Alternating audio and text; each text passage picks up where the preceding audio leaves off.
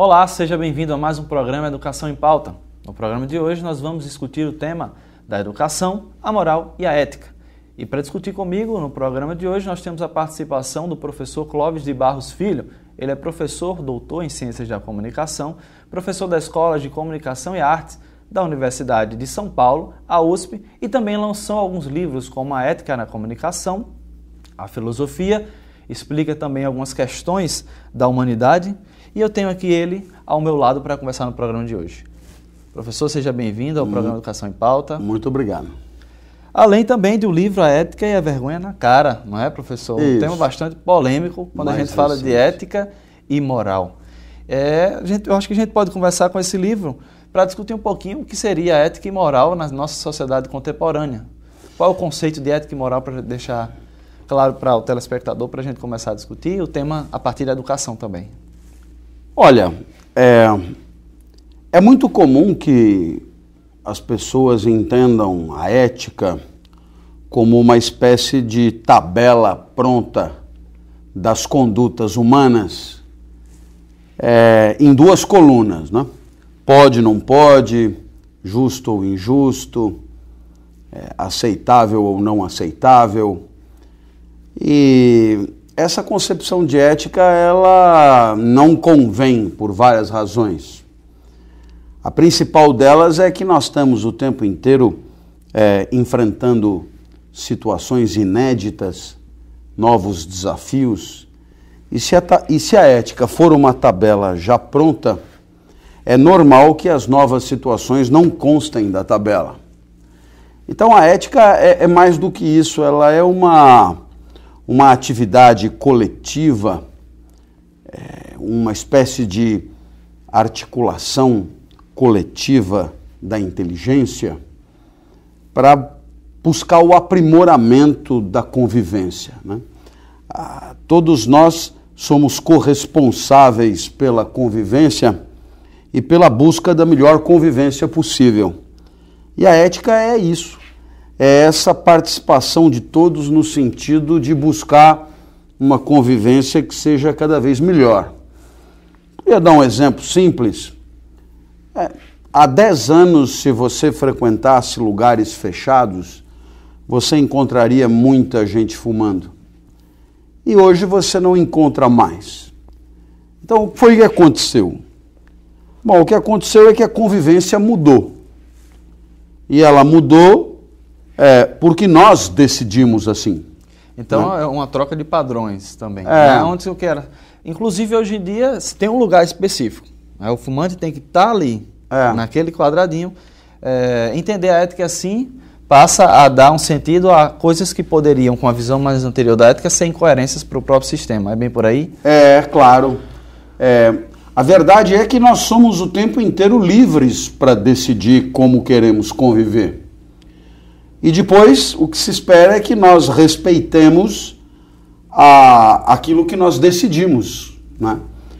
Então eu vejo que na ética há sempre dois momentos. Um momento que é um momento deliberativo, onde todo mundo pensa junto para ver como é que vamos conviver. E depois um momento normativo, que é o momento em que o que se espera é que a gente respeite aquilo que nós mesmos combinamos. O que a maioria decidiu, então, nesse caso. Muitas vezes o que se espera é que no debate encontre-se uma espécie de consenso em torno do melhor argumento. Acredita-se que se o debate for bom, a racionalidade nos permite encontrar, digamos, a solução mais adequada. E todos devam reconhecer esse argumento como o melhor. Isso nem sempre é possível, mas é uma tendência, é o que se pretende, né? É o que se busca. A ética será tanto mais rica quanto mais as pessoas perceberem que elas precisam participar dessa definição do que é certo e do que é errado. E que me parece também, e já é uma discussão que eu quero falar, se existe uma ética individual e coletiva, já que o princípio básico é como se fosse a questão do próprio caráter ou de uma verdade individual, não é? Então existe a ética, como é que essa ética individual ela está junto de uma ética maior, uma ética coletiva? A ética ela nunca é individual, ela é realmente social, né? A ética ela é uma busca sempre coletiva, como você diz, de critérios de convivência os mais adequados. O que existe para cada um de nós é o que a gente chama de moral, né? Que é um conjunto de princípios que cada um decidiu respeitar por si só.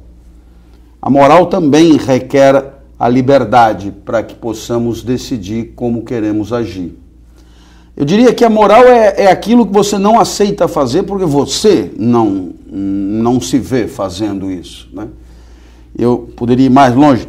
Talvez a moral fosse aquilo que você não fizesse, mesmo que fosse invisível, né? O espectador poderá imaginar uma série de situações que ele não age de uma certa maneira, mas deve admitir que se fosse invisível faria diferente. Essa situação não é uma situação moral, porque você age pelo medo do olhar do outro. Um olhar castrador. Também, castrador. Né? A moral é quando você mesmo se impõe um certo tipo de conduta. A moral, portanto, é em primeira pessoa. A moral realmente envolve um diálogo do eu com o eu sobre como é que alguém quer agir e viver no mundo, né? Então, a partir da moral, por exemplo, se a gente for discutir sociedades indígenas ou um grupo de mística ou religião que agora decida morar no campo, né? Não, agora os meus filhos eles não vão para a educação, não vão ser doutrinados, não vão passar por esse processo de formação. Então a moral deste grupo teve uma mudança para que ele pudesse não respeitar a ética coletiva, basicamente por aí? Na verdade, invariavelmente você viu bem o problema. Diferentemente do que o senso comum acha, tanto a moral quanto a ética dependem da liberdade que temos para decidir como queremos viver e como queremos conviver. Quanto mais liberdade, mais moral. Eu te dou um exemplo. Hoje em dia é muito comum nas vias urbanas a presença de radares que fiscalizam a velocidade, pardais, não é? Uhum. E outro dia um governante dizia que os pardais tinham moralizado o trânsito. Há um erro de conceito, porque a moralização do trânsito pressupõe a liberdade de cada motorista de decidir pelo próprio juízo qual é a velocidade adequada para o seu veículo. O radar, ele desmoraliza o trânsito. Essa é a grande verdade. Por quê? Porque você acaba definindo a velocidade do veículo por conta do medo de uma consequência imposta, né? Então, nesse sentido, nós poderíamos dizer que as nossas sociedades, elas são cada vez mais carentes de moral e, portanto, cada vez mais necessitadas de repressão. Se você vai visitar uma empresa e você chega na recepção, perceba a quantidade de obstáculos que você enfrenta para poder entrar no prédio. Você tem que mostrar um documento. Esse documento é fotocopiado. Você é fotografado. Você recebe um crachá digital. Esse crachá digital dará acesso ao andar específico que você supostamente vai. Uhum. Então perceba que tudo isso parte de uma premissa de desconfiança enorme em relação a você, né? Eu costumo comparar as empresas hoje, esse mecanismo de entrada, os castelos medievais, eles eram cercados por uma espécie de lago com jacarés e pontes elevadiças. Uhum. Pois hoje, Os símbolos mudaram um pouco, mas o problema continua o mesmo. Você parte da premissa que o outro não é confiável. Então é preciso controlá-lo e vigiá-lo o máximo possível. E não há nenhum pudor nesse sentido.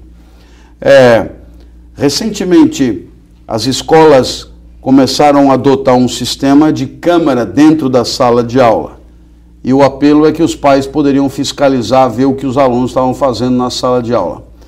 Ora, você perceba que a escola, ao invés de gastar suas energias para formar moralmente os alunos, isto é, dar-lhes condições de pensar sobre a própria conduta em qualquer situação, sem nenhuma necessidade de repressão, a escola investe em repressão. O que é que você está dizendo? Você deve se comportar bem porque você está sendo vigiado. Mais ou menos aquela história do sorria, né? Aí, você está sendo filmado. Isso termina gerando um exército, né? Que ele só funcione sobre essa necessidade de ter alguém comandando. Exatamente. Né? Aí você falou na questão do trânsito. O que você está dizendo é o seguinte, se você não estiver sendo vigiado, aí então pode enfiar o pé na jaca e tornar-se o canalha que for. E com o tempo, as sociedades que vão sendo originadas por este processo, exatamente no lugar de criar um processo mais democrático, pelo contrário, quando eles estão livres, né? Quando você falou na questão do trânsito, eu lembrei também aqui em Natal, por exemplo. Quando chega a meia-noite, dizem que os radares não funcionam mais. E aí chega a exemplificação disso. Se não funcionam mais agora, algo que durante o dia me faz ter essa tendência, à noite eu estou livre, passo em alta velocidade. Trazendo esse diálogo para o campo da sala de aula, não é? Como então a gente teria outros diálogos sobre o papel do professor, né, dentro da sala de aula, como esse personagem que tem o domínio do conteúdo, que tem a forma adequada de ter uma visão sobre a sociedade? Como é que a gente pode fazer essa discussão a partir da ética e moral na figura do professor? Pois é. É mais do que tempo da escola rever o seu papel na sociedade.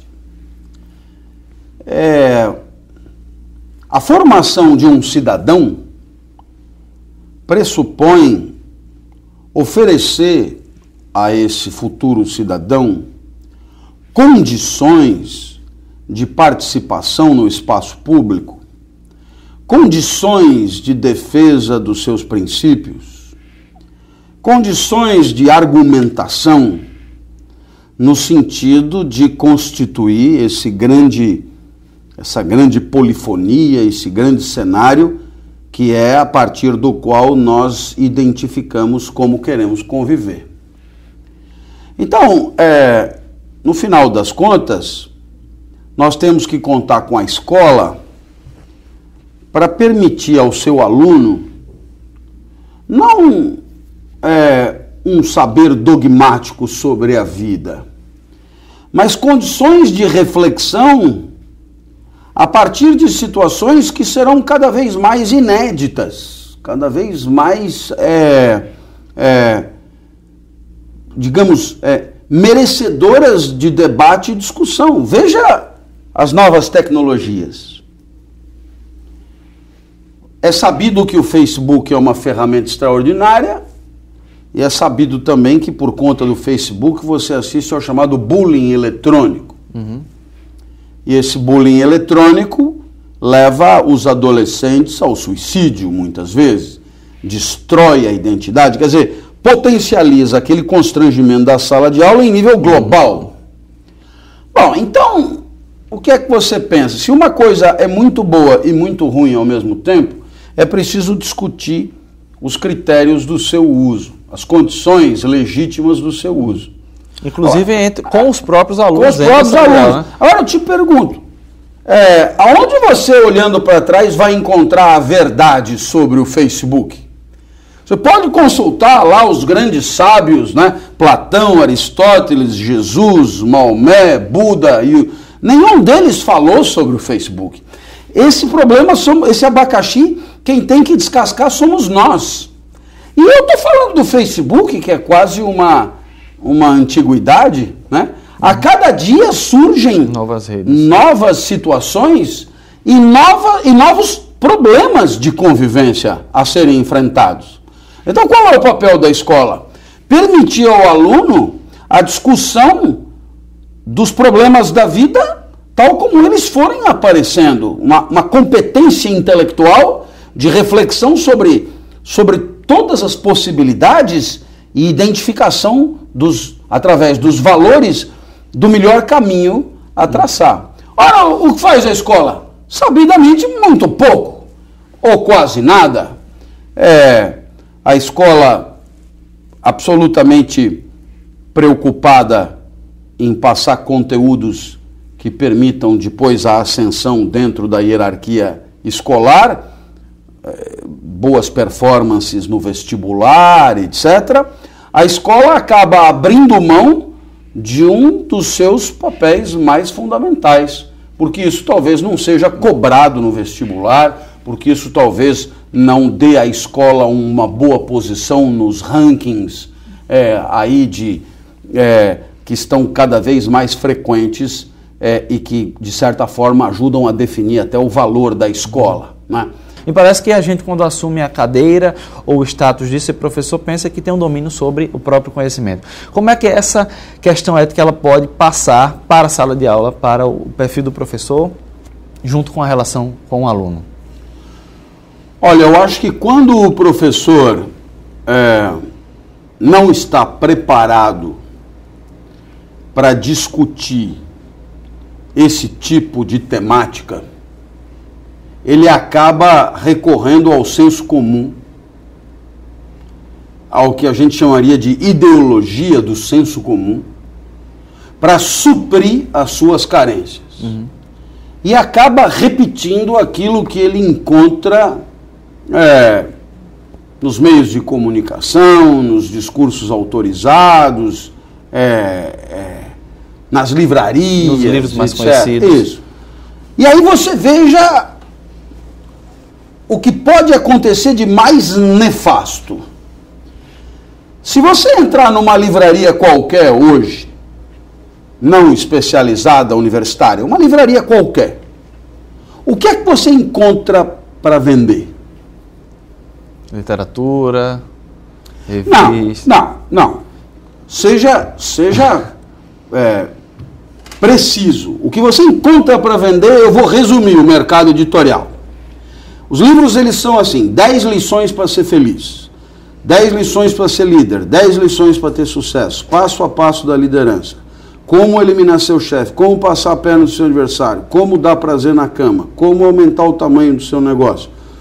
Depois, o poder da sedução, o poder do discurso, o poder da vida, o poder da fala, o poder da coisa. Em suma, o que é que você encontra? Você encontra uma espécie de programa de conduta pronto para o sucesso.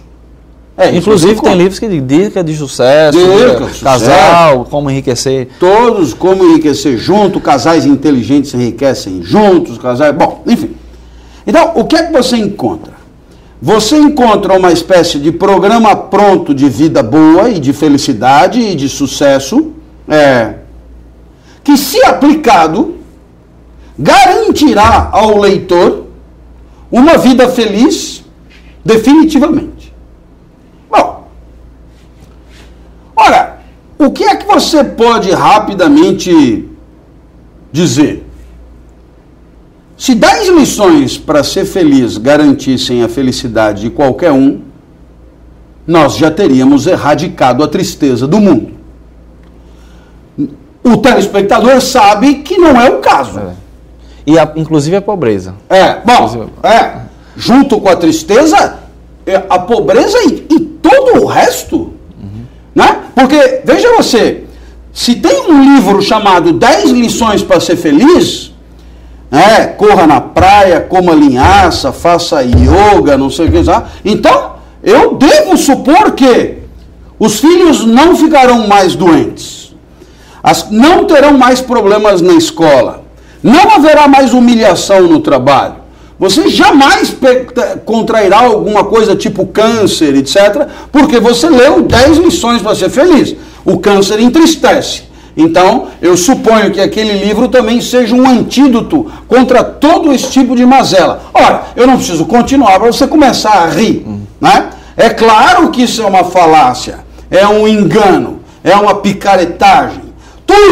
Tudo que promete a felicidade é uma picaretagem. Por quê? Sabemos todos que a felicidade é rara, complicada, escapadiça, a vida é difícil, a chance do mundo agredir é enorme, a chance de não dar certo é imensa.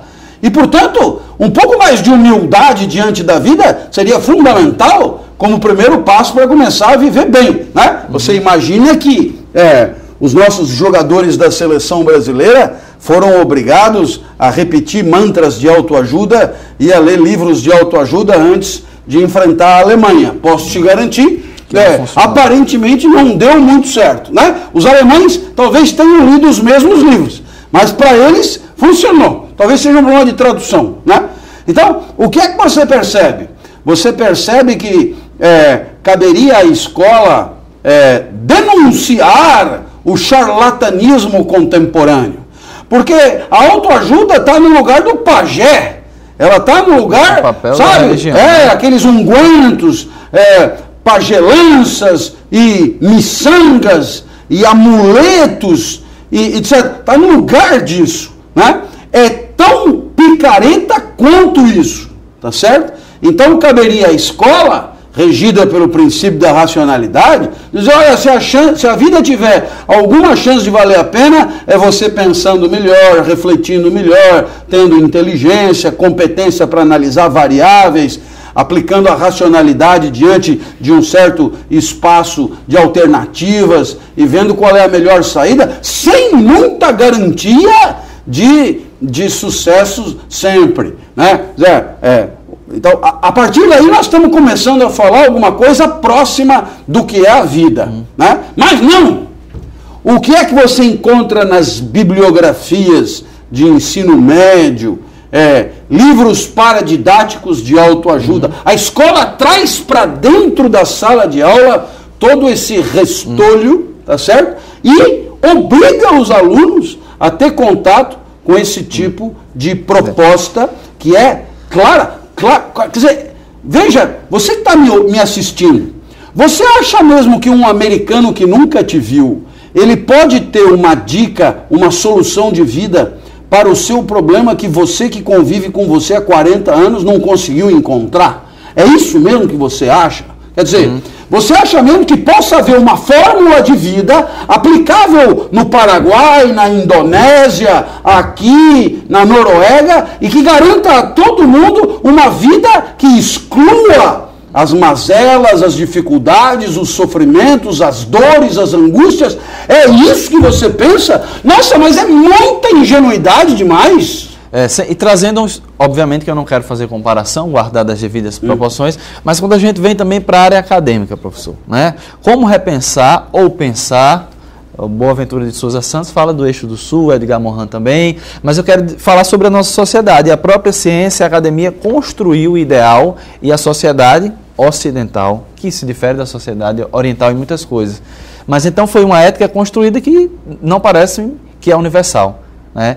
E aí eu faço essa pergunta: se o conceito de ética ele pode ser tão aberto possível a o conceito de uma ética planetária, por exemplo? Não, a necessidade de buscar alguma universalidade ela é óbvia, porque vamos imaginar que você tenha um certo grupo. Eu poderia começar até dentro de um exemplo mais fundamental, um casal. Né? Aí um dos membros do casal suja a toalha de uso comum. Seria normal que ele levasse a toalha para lavar e trouxesse uma outra. Isso seria proteger a convivência. Então, se você entender a ética como o zelo pela convivência, esse seria o comportamento esperado.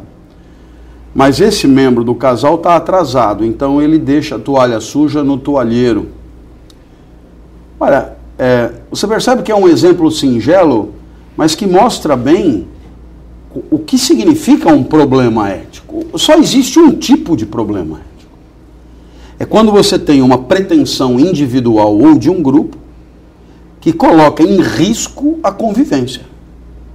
Esse é o problema. Porque então, quando as pretensões individuais não colocam em risco a convivência, não há problema ético nenhum. Tá? O problema ético é quando alguém ambiciona alguma coisa e para chegar a esse resultado, ele é obrigado a adotar condutas que coloquem em risco a convivência, como, por exemplo, furar o sinal vermelho, colocando em risco a segurança de todos em nome de um eventual atraso. Então você vê, eu tenho um problema e eu vou comprometer a convivência para resolver o meu problema particular. Eis aí o grande ponto da ética, né? O que é uma sociedade eticamente desenvolvida? É uma sociedade que não só tem competência para discernir qual o melhor caminho, né? Através da participação de todos, através de um debate rico, etc., mas é uma sociedade que também é competente para impedir que a convivência seja agredida por comportamentos isolados, individuais, que a gente chamaria de canalhas, né? Tudo aquilo que pretende fazer prevalecer um interesse individual em detrimento da convivência é um comportamento canalha. Então, a sociedade, ela não basta reclamar, né? A sociedade tem que ter mecanismos para impedir que pretensões canalhas destruam as condições de convivência boa. Coisa que a nossa sociedade, sabidamente, não conseguiu ainda. Ok, professor Clóvis, muito obrigado pela sua participação no programa Educação em Pauta. Infelizmente a gente tem um tempo curto, mas já deixo o convite para outra oportunidade. Vai ser um prazer. E você de casa, muito obrigado pela sua audiência em mais um programa Educação em Pauta. Lembre que todos os sábados às 10 horas da manhã, também com reapresentação aos domingos, no mesmo horário, aqui na TV Câmara, você pode acompanhar o programa Educação em Pauta e a gente se vê na próxima semana. Tchau!